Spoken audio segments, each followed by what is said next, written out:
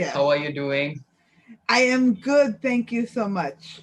First, tell us a little bit about yourself because I'm sure the Indian audience and the readers are still not, very familiar with you or your work. So could you, give us like a little bit about yourself and what you write?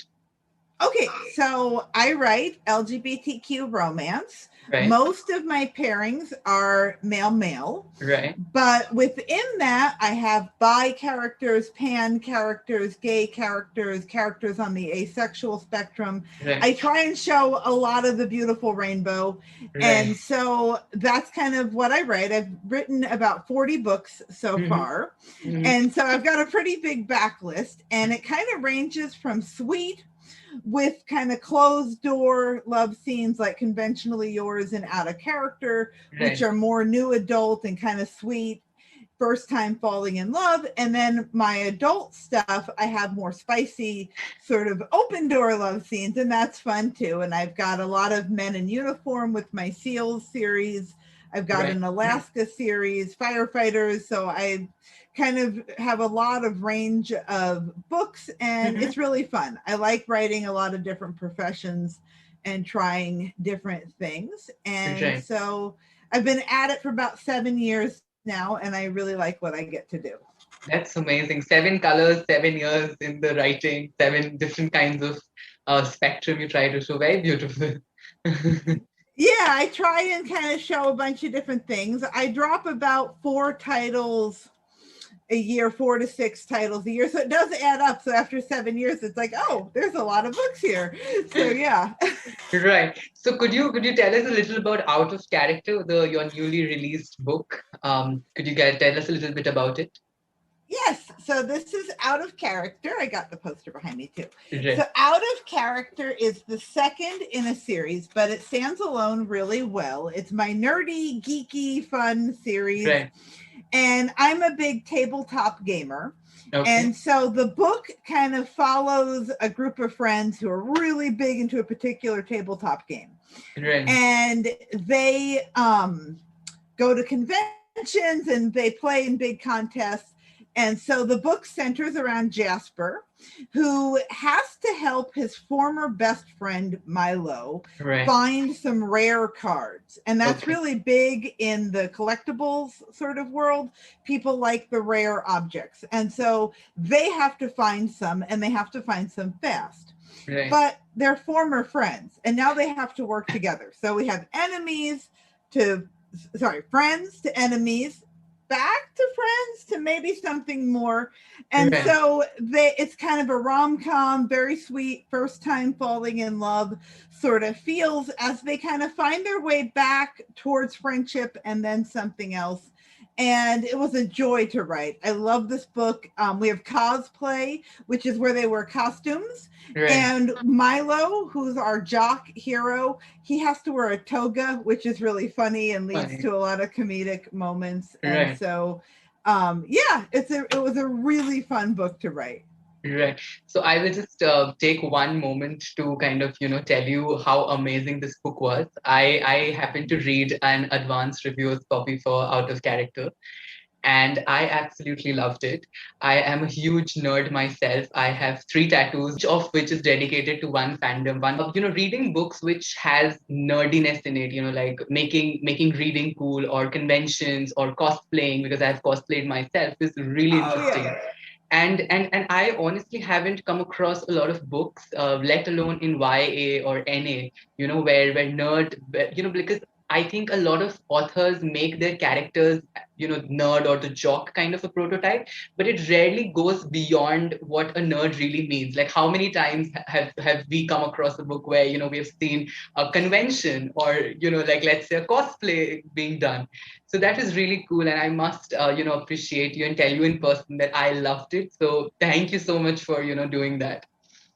Oh, you're welcome. Thank you. I'm so glad you liked it. Like I said, I'm a big nerd. I love bringing in sort of things that feel authentic to me Right, because, like you said, a lot of times we see kind of, well, they're just smart. They're Right. geniuses. That's Exactly. fun. I like Exactly. geniuses, but let's show them obsessed with the gaming or into a Right. fandom. Like I love bringing that part of the culture in too. Right. Right. So let me ask you, have you ever cosplayed personally ever in your life? So, I was really into the Harry Potter series Right. back a while ago. Yeah. And when I was 9 months pregnant, Right. I cosplayed as a Harry Potter professor. Right. And it was really hot, but I did it because it was for the kids at our local library. Right. And so that was really funny. A Right. lot of times at conventions, I don't go as a character, but I like wearing a rainbow tutu or the cat ears, something kind of fun. I like dressing up Right. a little, Right. but I haven't done like a full on character, but I'd kind of like to at some point because it's kind of Right. fun. That is Jasper and Milo. They kind of, as you said, one is a jock, one is a nerd. But something about your writing style is so uniquely diplomatic that at one point of time I was convinced that Milo is not a jock. He is also he's a nerd in closet. So Yes, that's what I wanted to show. So yeah. Milo is actually kind of a closet artist. Okay. And what I wanted to show was that appearances are deceiving. And Right. that sometimes someone looks like a big jock or a Yeah. big burly person, and inside they have their inner nerd and it's just Mhm. waiting to come out.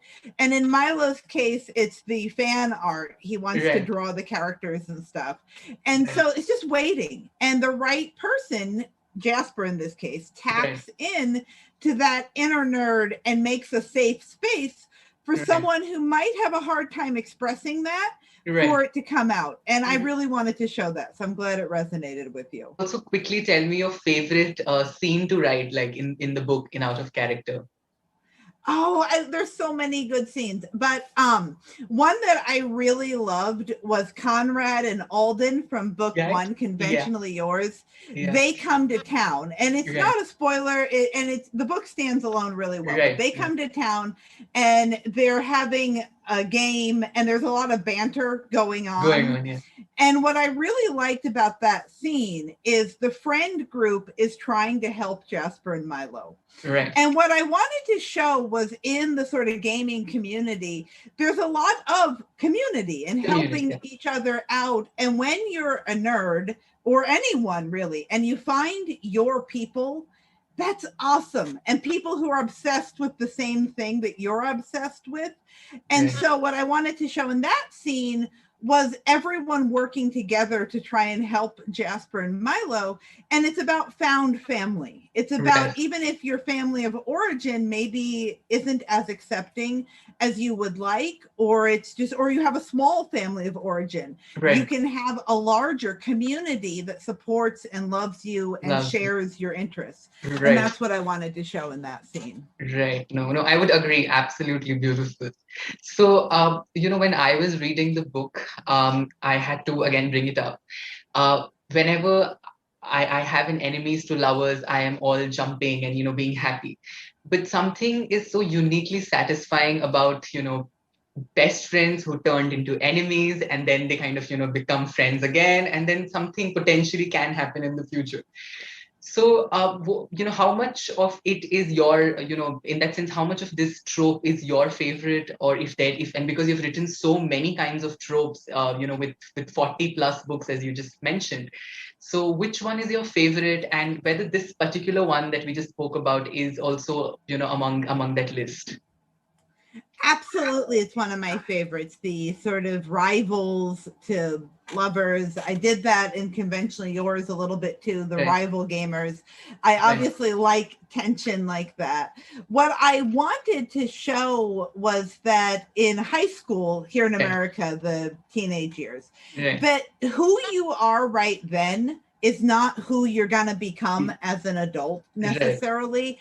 And Right. so what I wanted to show was a friendship that kind of fell apart in their teens. Mhm. Now that they're more adult, they're 22, they're able to come back and say, hey, that wasn't who I really am. Here's yeah. who I really am, and I'm going to make amends. Right. And I loved doing that. A big sort of redemption arc is Redemption. really big for me. Yeah. In terms of favorite tropes, probably my all-time favorite is what they call grumpy and sunshine, Okay. which I have a little bit of an out of character because Milo's really grumpy. Yeah. Milo does not want to wear a toga. Right. Jasper is all sunny, happy, let's play the game, let's wear costumes. And so I did that a little bit. I do grumpy sunshine in my more adult titles too. Right. And I really love that contrast where you have a grumpier character and a happier Right. character, and they're in conflict, and it's really fun. To me felt like a redemption story, out and out. It was about, I mean, yes, Jasper is important, and without Jasper you cannot really see this book standing up for itself, but it was a lot more about Milo and his, the way he kind of, changes completely from the place where we meet him when he first enters and asks for almost begs for help, and then how it kind of comes up towards the end. And something which I feel was so beautiful about their relationship was the fact that how much of faith and trust, Milo has in himself, because Jasper is constantly there. And even though Jasper is not always sure of what his intentions are, he still chooses to, kind of have faith in Milo, and the fact that, he's going to change and he's going to, be better. So in that sense, I would want to ask you that to what extent do you see people actually changing? Because I've met so many people who have told me that, if a person is bad, or, if they've done something wrong, like if they've been a bully, then they can't really change. The only punishment that they should get is like, maybe put them behind the bars, or like, yeah, different people have very, I mean, with cancel culture around Twitter and everything, people have become, like, I think, in my personal opinion, they've just become too woke. So people have kind of lost their patience and just the ability to to pacify and take a step back, maybe understand, and then take a more better way out. But anyway, that's a different conversation altogether. I personally wanted to know that what are your opinions on how far can people change, and do redemption really happens in real life, or is it only in fiction? I totally am a big believer in redemption. In my day job, so I work as the writer, but I also have a day job, and Right. it's within academia, and I don't talk too much about it. Right. But I work with a lot of young people. Okay. And one thing that I see that I really wanted to bring up and out of character is a lot of people fall into one crowd or another in high school. Right. Maybe they didn't get the grades they wanted. Maybe they Right. ended up with a bad crowd. Right. And what I wanted to show was that that doesn't define your next 40 years. Right. Who you are in high school, and it kind of it gets better thing, but who you are in high school, if you had a bad teenage years, you can become a better adult. And Right. I wanted to show that because I've seen it in my own life. I've seen people Right. who got terrible grades in high school turn it around in college. Right. I've seen people who did things that they regret, maybe substances, maybe other things, Right. and they turn it around. Right. And I really believe that people can change. Right. And what I wanted to show, though, was that when that trust is broken and you were someone who maybe did something that wasn't so great, it's not just saying I'm sorry, it's Mhm. the act, it's Action. the showing that you have changed, Yes. and being willing. The other person doesn't have to forgive you right away. Mhm. Maybe you're going to have to keep showing up, keep showing Mhm. that you've changed, Mhm. keep doing good things, and then Right. eventually people will see that you are a different person. But Right. it's not automatic. It's not I wrote a really good tweet that says I'm sorry, I'm sorry. Right. It's look at the whole of this person. Right. Are they giving to charity? Are they making a difference in someone's life? Have they become a good partner, husband, father? Like, Right. who are they as a whole beyond this one bad thing in their past? And Mhm. so obviously there are some things that are so bad that it's really hard to Right. overcome. Of course. Yeah. But when we're talking about people who are teenagers, I really do believe that people can become more than they were, because a lot of people do stupid things as teenagers. Get me a job. I'm sure your students must be going all crazy that their professor is a they don't know. I keep the two parts of my job really separate, because even here in the US, where it's really accepting and their changes have come, I still feel like the two parts of me kind of, I don't bring the writing into my day job that much, because part of it actually is the stigma of romance, not the LGBTQ part. I don't think people would really mind that. It's the romance. People have this sort of idea that romance novels are really fluffy. It's not real writing. It's not, they're not serious fiction. And I love romance. I love reading romance. I love kind of challenging that sort of misconception that romance isn't good fiction. But yeah, we do run into that in serious professions. I have friends that are lawyers and doctors who write romance. And in your professional circle, people are often like, ha, you write romance. And they don't get it. They don't get how powerful and beautiful and amazing these stories can be, and how hard the writers work. I mean, not just me, but like my friends and stuff. Like when you write a full-length book and you go through edits and you rewrite and you proof and you look at getting better, like it's a serious book. It is. And so I like kind of challenging that notion, but the stereotypes do exist. Like people are like, oh, romance, and then they think certain things. Around 40 books, and you mostly write romances, and that you also put out 4 books in a year, almost to an average. I mean, I just want to understand how many stories live inside your head.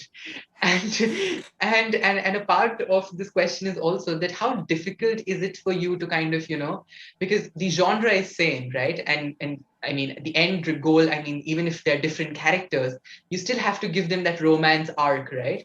So do you struggle at times, or do you like, oh my God, I can't do this, like this, I need to shut this down and start with a new idea? So I just want to, get into your writing process, and how is it like for you? So I'm a big plotter. And within the writing community, you have plotters, and then you have people who don't plot, pantsers who don't plot at all. I'm definitely a plotter. And typically I have one book that I'm drafting. I can't draft more than one book at a time. So one book is being written. Another book is usually in edits, and that book is off with my editor, and it might come back, and then I have to do some things to it. But I'm drafting one book, another book is in edits. Sometimes another book is waiting to be published. It's been through edits. And in my head, I might have snippets of future books that kind of come in and are like, oh, this would be a good series. And I just write that idea down and put it aside. Because I know myself that I have to focus on the one draft all the way through, start to finish. And if I start writing on something else, I may not come back to that other draft. So I try and focus on my one book, but other things, stories are always coming into my head. When the first book came out, your debut novel, things were very different. Like 7 years ago, I'm assuming LGBTQIA was, I mean, it was still a thing, but it was very different from what it is today, right? So, so over the years, when you look back, how has been the journey? Like, what is the difference, and what things have gone better, or what things have gone worse, and what things would you like to see in the future to go better? Well, this is a really exciting time to be an LGBTQ reader, reviewer, lover of books, because there's so many books coming out. Right. And 7 years ago, when I first brought out the Portland Heat and the Perfect Harmony books, there weren't a lot of traditionally published LGBTQ books. Exactly. Most Yeah. were indie. There were a lot of people writing. I don't want to make it sound like I was one of the first. There was a lot of people writing amazing books, but those books weren't finding as many readers. And then things started to change. Right. Amazon Kindle Unlimited changed a lot because readers started trying more and more different genres. More readers found LGBTQ books. I think as the readership expanded, the visibility expanded. More bloggers were talking about sort of LGBTQ romance. More readers had them on their shelf, and not just on the Kindle, but they had physical books. And Instagram made a huge difference too. The LGBTQ reviewers and bloggers, as you know, the Bookstagram people, as they started discovering the genre, more and more readers and followers of theirs tried the genre. And so what I see now is there's a lot bigger readership, and people are a lot more open to the different pairings. And I love that. I love that we have become a more sort of accepting within the romance community, because the romance community has always been there. And 7 years ago, it felt like sort of LGBTQ was like this little side thing off over here, and like the rest of romance was here. Now it feels like one big genre, and the rainbow is part of it. And so it's just so exciting to me, because now you see LGBTQ space opera and LGBTQ fantasy and LGBTQ historical. And some of that was happening obviously 7 years ago, but now it's everywhere, and it's in all the different genres. And if you have a heat preference, there's sweet LGBTQ, there's spicy LGBTQ, there's representation for other identities. One change that I've seen even within the last 12 months is a lot more trans characters, non-binary characters. Non-binary characters, I love that change. Another change that's come in the last couple of years is more support for own voices authors. One thing that I see too is 7 years ago, coming out was the big storyline. How is this character going to come out to their friends and family? And now what's really cool is we are beyond that. Beyond it, Obviously, some coming out books are still necessary and important, and we like reading that. But you can also have characters who have been out. They've done that. They've come out, their friends, their family know. Now they're just living their lives. They're ordinary people, and they have ordinary people problems. Their neighbor is annoying. Their coworker is grumpy. How are they going to cope? And as an author, I find that so exciting, that we can have different narratives, that it's not always that awakening or coming out. It's who are they as average people? And so that's cool too, getting to write those sort of books. And obviously in my books, like Out of Character, coming out is a factor, but I like that we can be sort of more nuanced. There's more depth to it now. So, audiobooks make it so easier for the international readers, specifically where paperback copies or physical copies are not very readily available at this point of time. So, like you have an option apart from the digital version. So yes, totally. Audiobooks are amazing. And specifically because of the voice actors, they are really great. Yeah, they are. And I love my international readers. I have readers from India and Indonesia and Japan and Europe. And I love that. And a number of readers have told me that listening to audiobooks has helped their English skills. And so that's really kind of cool to me, that someone is out there listening to romance and it's also improving some part of their life. And that's really cool. But something that I find just so touching is people are finding our books in places where it's still kind of hard to be LGBTQ and out. Like I have Polish readers, and I think I even got a letter once from a Turkish reader. Like I have readers in places where it's still a little hard. And when they find our books, either the audio or the ebook or something, and they know that there's other LGBTQ people out there, I Mm-hmm. love knowing that our books give them a sense of hope. And not just Right. my books, but the genre as a Yeah, whole, the that it spectrum. gives Yeah. them Yeah. a sense of hope. And I love that. I love that the community is bigger than just America. It's Mhm. bigger than just the UK. Yeah. It's the whole world. And when people find these books, they know that maybe they can have a happy ending too. 40 books now that you've written, and you're writing a lot more. What advice would you give to to writers who are probably working on their debut novels, and specifically if it's a romance? Just keep writing. So I wrote my first book in 2003. Okay. That book Wow, lives it's under the very bed. early. It will never come out. So I wrote like between 8 and 10 books Yeah. before I wrote one that was publishable. Yeah. And so I would say if you're just now starting writing, Hmm. don't expect your first book to be perfect. Just keep Right. writing. If that first book was really clunky and it had parts that just didn't work, Mhm. write another book. Just Uh, keep writing. Not every book is meant to be the one that gets published first. right. Just keep writing. Find other people who can read your work, whether it's other writers or Yeah. readers of the genre or Right. friends of yours. Like writing by yourself is really isolating. When you get people who can read for you, you start to kind of see places where you could improve, Improve. Yeah. places where Better maybe you reading. could Mhm. better reading Yeah. and a better experience.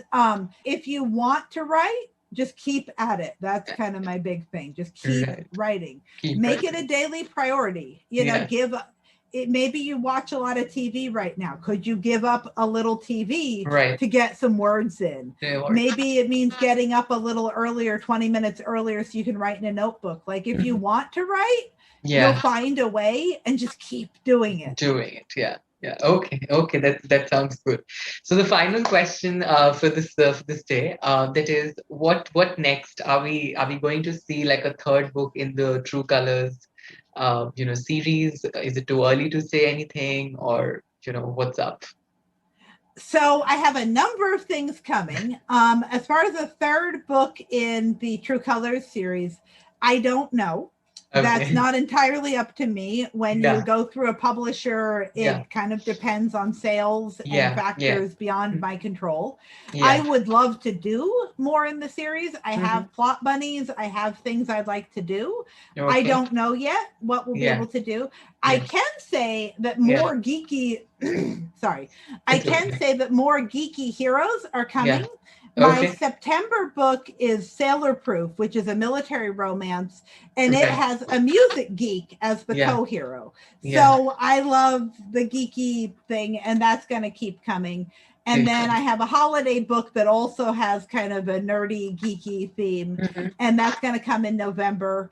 And in August, I have a little spicier book coming in KU on Amazon. So I Okay. have a lot of books coming down the pike for Yeah. my readers. In terms of more new adult, sort of like Out of Character and Yeah. Conventionally Yeah. Yours, Yeah. Yeah. I really want to write more. I hope I get the opportunity. Those opportunities tend to come through publishers. Yeah. And it can be hard to get published, even when you have a lot of books like me. It can Yeah. love a series, let the author know, tag the publisher, read them in the different formats. Right. The best way to get more books in your favorite series is to buy books in the current Books. Yeah. series Yeah. Yeah. and tell your friends. Right. Because if you love something, other people will probably love Probably it. love it too. And then that series has a much bigger chance of continuing Right. when there are more people reading Yeah. it. And so, Yes. yeah, Word of mouth is of course very important. So I love the word of mouth. I love the Instagram people like yeah. yourself. I Yeah. love the Thank you. people out there showing our things, making really cool art. Like, thank Yeah. you, readers. I love all the things that the reviewers and bookstagrammers do for us and the Yeah. pretty graphics. It's awesome. Right. Right. So thank you so much for joining me today. It was quite an early morning for you. It's almost night for me. But Yeah, we I'm kind so of glad we were able to work out the time difference. And I right. really enjoyed this. Thank you so much. Right. Right.